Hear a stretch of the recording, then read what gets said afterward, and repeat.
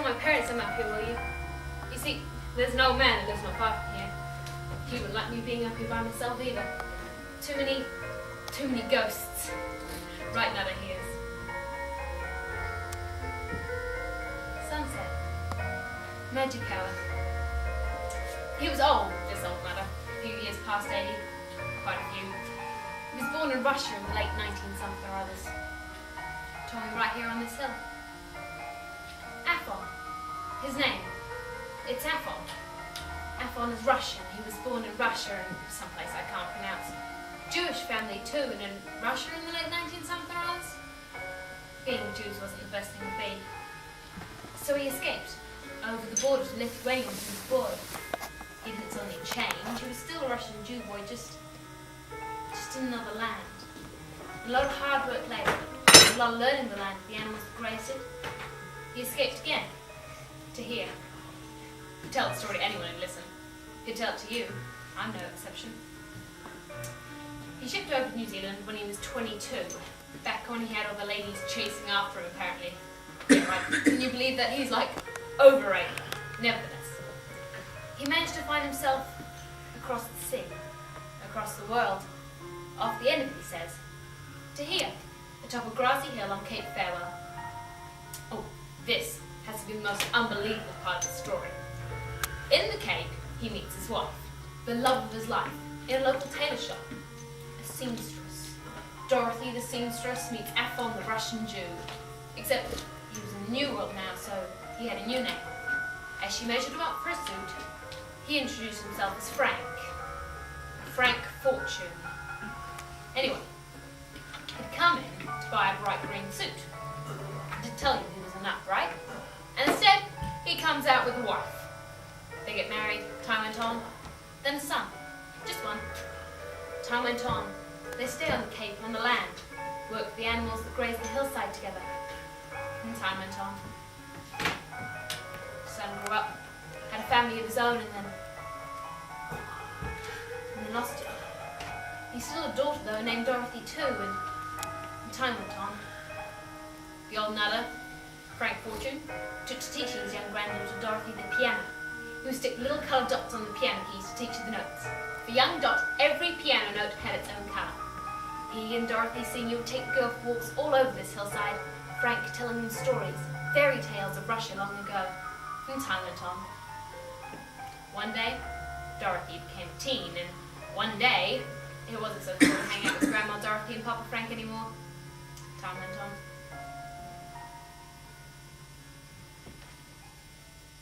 Dorothy died.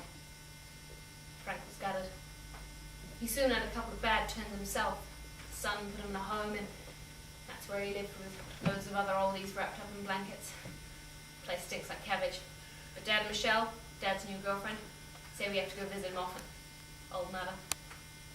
My Papa Frank.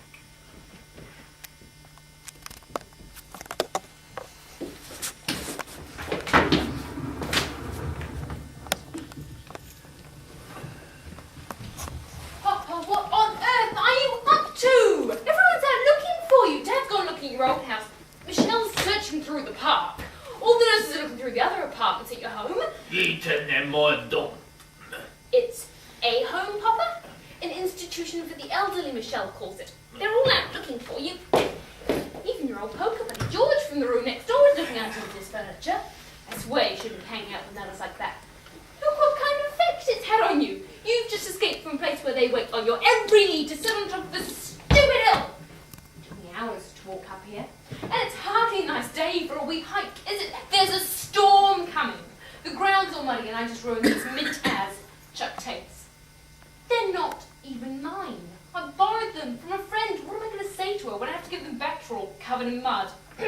Yeah, sorry, mate. Had to go rescue my crippled granddad to the top of a massive hill. Bit muddy, eh? How did you even get up here? He's supposed to be wheelchair-bound. Come on, let's go back to the home. Eaten them by don't. I know it's not Papa. Speak English! You have something, haven't you? Did they screw up your medication, Papa? Is that why you're here? How many pink pills have you had today, Papa? I'm stuck up here with an unmedicated, under control octogenarian. Papa, what's what's the number for the Westpac Rescue Chopper? Because there is no way I am walking back down that hill.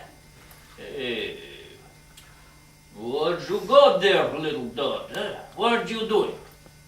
It's a cell phone, Papa. They're used for contacting people. For example, I'm texting Dad. No, But I have to tell him where you are. He's worried sick. no. They're all worried sick, Papa. Are they? Where are they then, huh? Hmm? Told you. They're looking all over the place. Oh, are they? Well, you look here though, don't you? Yeah, so? So, why? Well, I just knew you'd be here. Why? Just did. Why? I don't know! Because I know you, Papa. Yeah. What do you know about me, little dot, huh? I know this is your favourite place. Drag me up here every weekend. See you all. Yeah, I heard that, little dot. You want I should give you a smack, young lady, huh? There are laws about that now, Papa. They'll lock you up. They already have. But not today. Not again. Dorothy, Natalia, Fortune, you stop with calling your father. I'm not. I'm texting him. Why you stop doing that the texting thing too?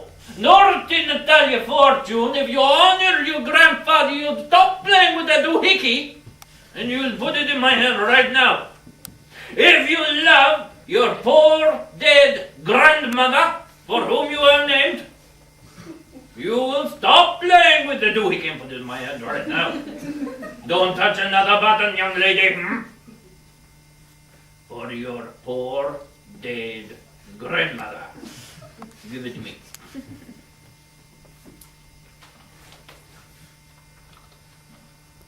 Good, very good. Your grandmother will be very happy. What do you mean? Well, she came to me in a dream last night, told me to meet her up on our hill, and she would take me off into the next happy life. Right, give me back that cell Hey, phone. no, you can't. Papa. No.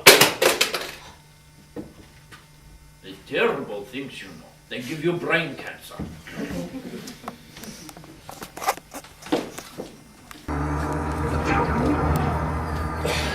I can scale this hillside with ease.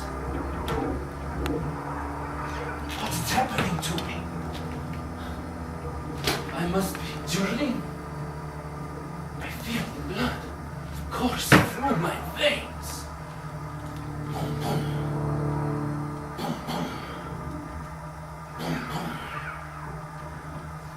I am full of energy and life. I can scale the mountainside.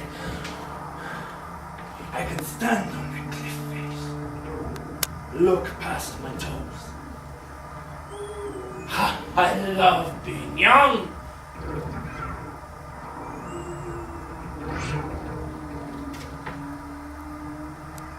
What is it I see?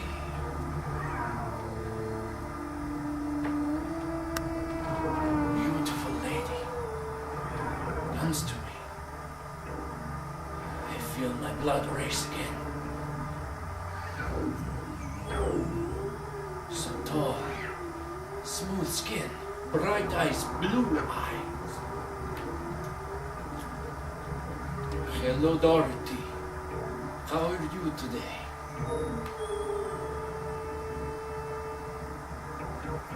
Yes, I can do that, Dorothy. At our hill. All right, I'll be there. I miss you, Dorothy.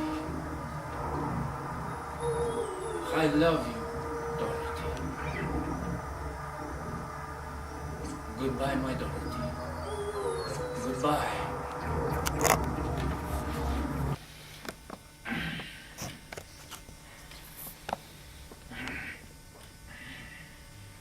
One Mississippi, 2 Mississippi, 3 Mississippi, 4 Mississippi, 5 Mississippi, 6 Mississippi, 7 Mississippi. What are you doing, Papa?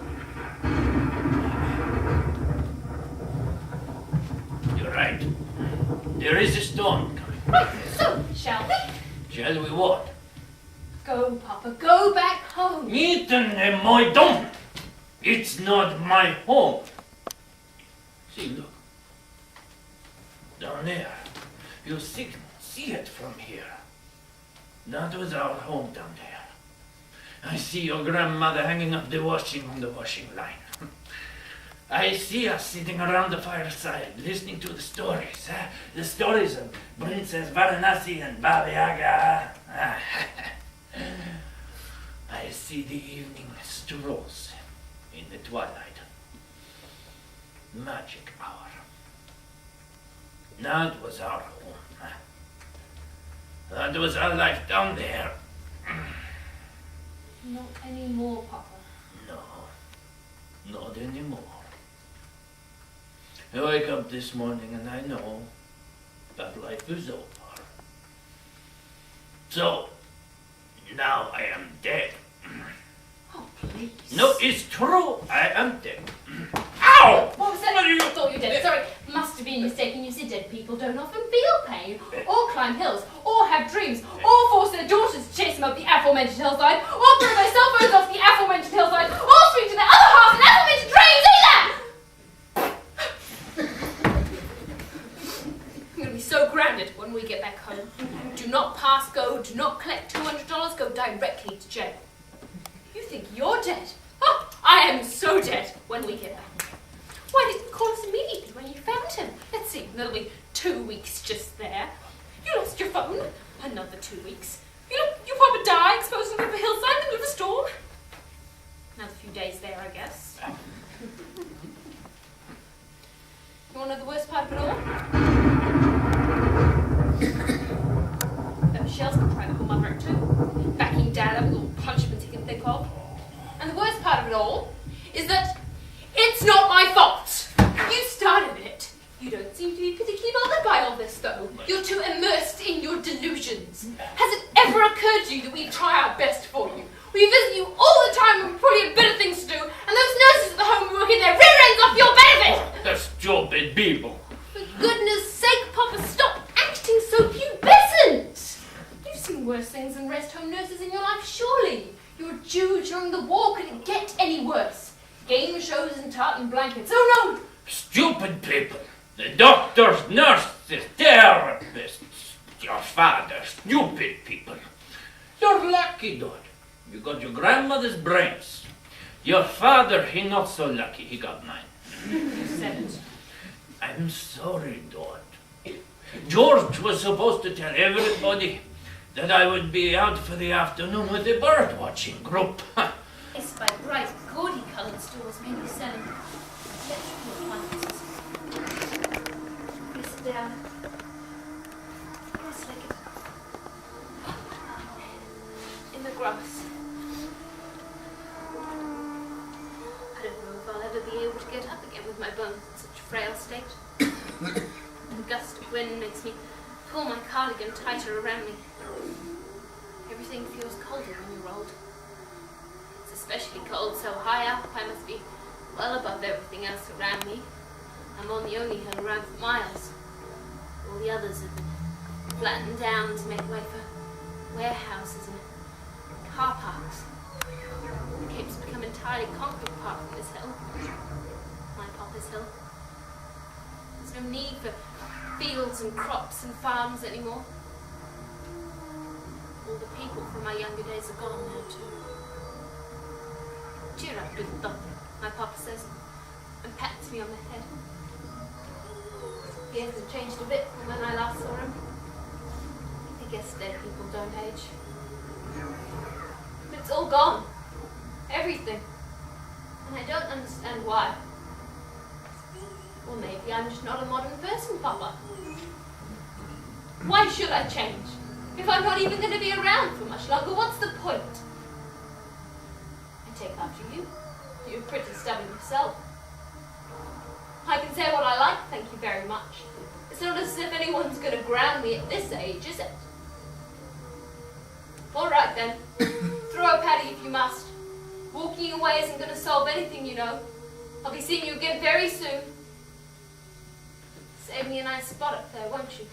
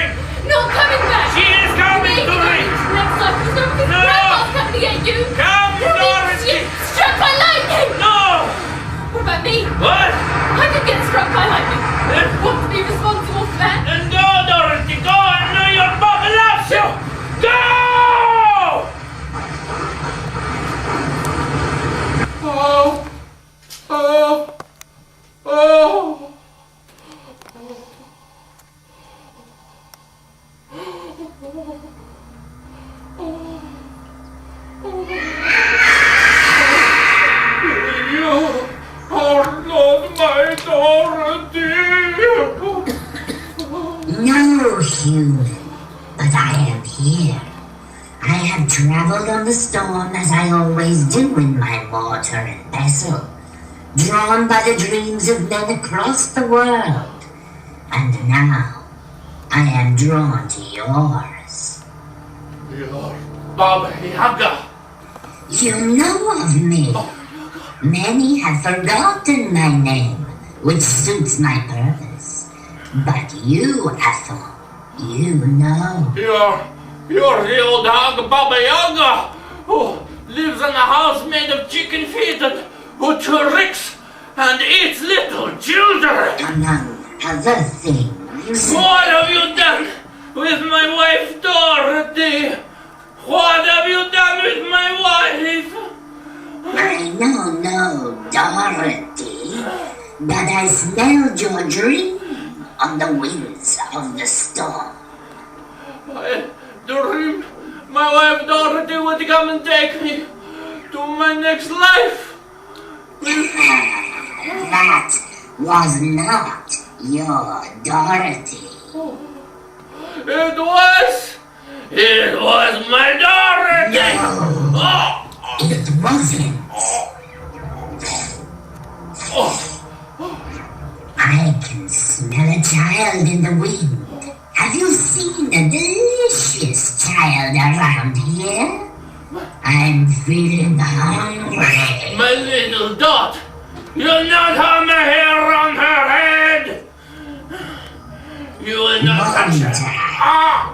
You dare to challenge the great and powerful Baba Yaga.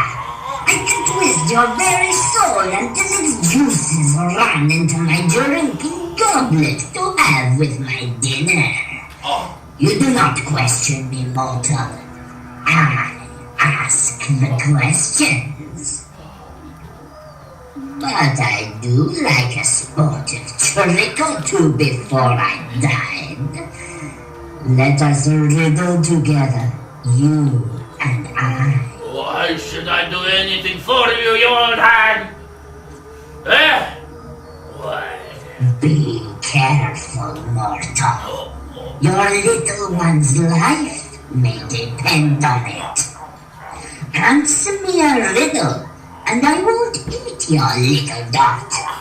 Answer me correctly, and your dream will become clear to you. I know what my dream was.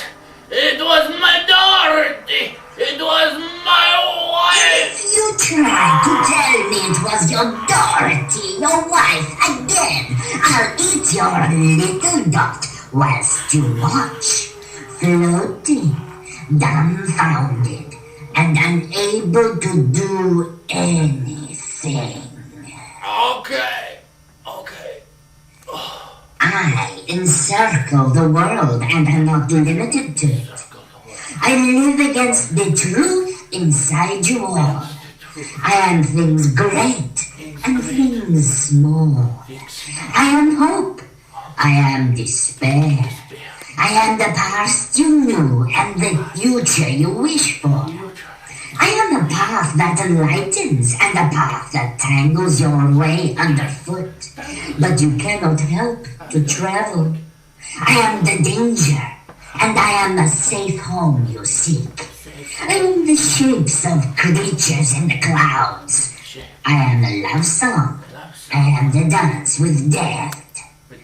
I am the story you make and the dreams that break you. I am your wife and husband, wedded to you forever. You own me, but I belong to everyone. The child discovers me. The adult dances with me. The elder, whose bones will not let him dance, holds me close like a lover. What am I? Things great. Things small in the world. Husband and wife, but there is only one wife I know. Be careful, mortal. You lead yourself on a path to your little one's destruction. There is the wife you knew in the world, but also the wife you knew. In my heart. In my heart. She's also. Her eyes are always bright. Her skin so smooth. In my heart, in my mind's eye. In my imagination. My imagination, Baba Yaga. That is the answer you seek. And my answer, too. I think my imagination... Well done. Baba Yaga will go hungry again. But she does not mind. The dreamer is the person who finds his way by midnight and who sees the dawn before the rest of the world. My wife told me that once. Will I ever see my Dorothy again, Baba Yaga? Will I ever see my wife again? Please, Baba Yaga, answer my question. There are no answers to your question. But you must know. You must. There is only you. Now, No. But you must know. I hunger. But There is no food for me Baba here, Yaga. but elsewhere are fools who may nourish me. Baba Yaga, come back! Come back, Baba Yaga, come back! Oh, come back, Baba Yaga, come back. Oh.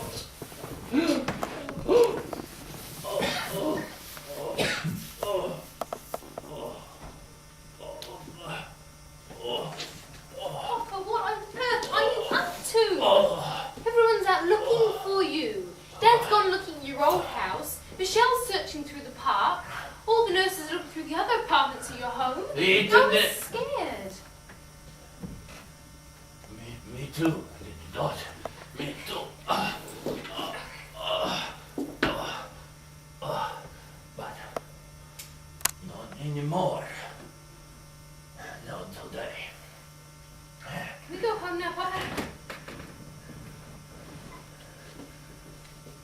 Of course. Of course. What are we going to tell Dad? Well, we tell him we saw the dawn before the rest of the world.